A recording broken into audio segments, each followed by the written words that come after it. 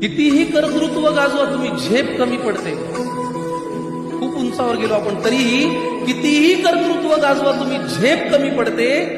आईने कडेवर घेतल्यावरच आपली उंची वाढते.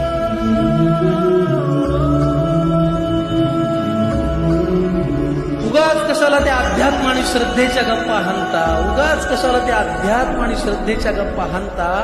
आईच्या पोटी जन्माला येताना देव कुठे म्हणता. आईला सतत मुलांचा ध्यास, त्यांच्या प्रेमाची धुंदी.